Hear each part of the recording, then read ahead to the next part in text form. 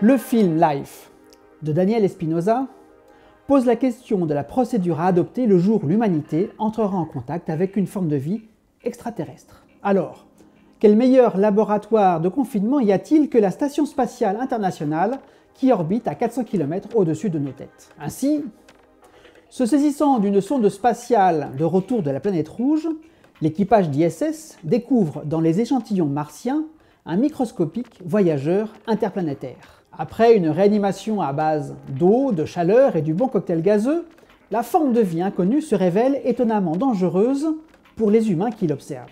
Un des membres d'équipage dit de cette forme de vie « Il n'y a pas de méchanceté en elle, mais pour survivre, elle doit nous tuer.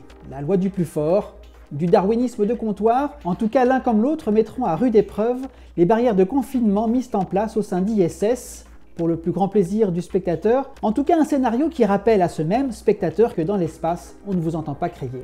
Cependant, pas la peine d'aller chercher dans l'espace des formes de vie exotiques. Dès aujourd'hui, sur Terre, notre humanité pourrait bien être confrontée avec des formes de vie inconnues, et cela sans confinement possible. En effet, depuis de nombreuses années, les chercheurs constatent le dégel du permafrost, ces terres qui normalement restent gelées tout au long de l'année. Avec ce dégel, conséquence du réchauffement climatique, ce sont des agents pathogènes enfermés depuis des siècles ou peut-être depuis des millénaires dans la glace qui se retrouvent réactivés.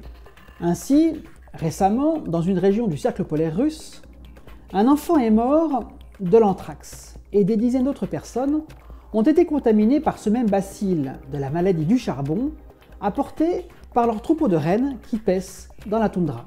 Le bacille venait vraisemblablement d'une carcasse de rennes morts de cette maladie et gelé depuis le début du XXe siècle. Avec le dégel qui avance, les épidémiologistes s'attendent même à voir dans cette région le retour de souches de variole datant de la fin du XIXe siècle. Bien que Yamal soit une péninsule isolée, pour les scientifiques, ces résurgences sont autant de signaux d'alarme qu'il faut entendre car le dégel, lui, ne cesse de croître. Ce sont désormais des terres et des milieux toujours plus anciens qui sortent de leur hibernation, de leur capsule temporelle de glace. Bientôt, des dépouilles de mammouths pourraient bien libérer des agents pathogènes datant de plus de 30 000 ans.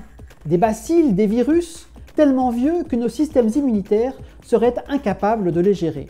Dans le cas de ces dépouilles de mammouths qui dégèlent avec leurs passagers clandestins et peut-être indésirables, on parle de macrovirus. Certains sont déjà étudiés par des équipes de chercheurs russes et français.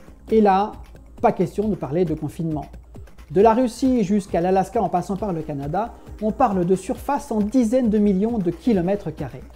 Au risque épidémiologique, il faut ajouter le risque environnemental, on ne peut pas en faire l'impasse. Avec le danger de voir dans l'atmosphère des dégazages massifs de méthane, lui aussi emprisonné, stocké dans les terres gelées.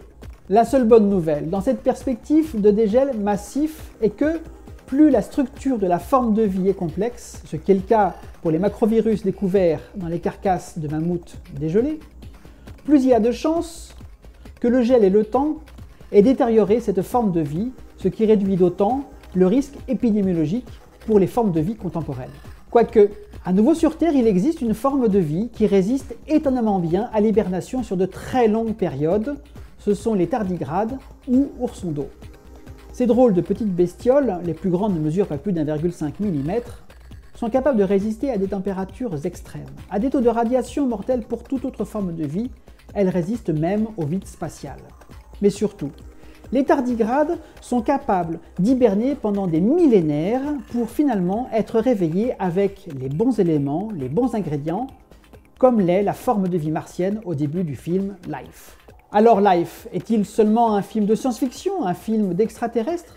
Ou bien est-ce une métaphore d'un avenir épidémiologique que l'humanité se prépare quand elle refuse de voir les signes d'un danger, les prémices d'une variante, des conséquences du réchauffement climatique étudiées, mesurées, publiées par les scientifiques? Et puis, les capsules, qu'elles soient temporelles ou spatiales, qu'elles soient de glace ou d'acier, sont-elles toutes à ouvrir au risque de faire passer la boîte de Pandore du mythe à la réalité?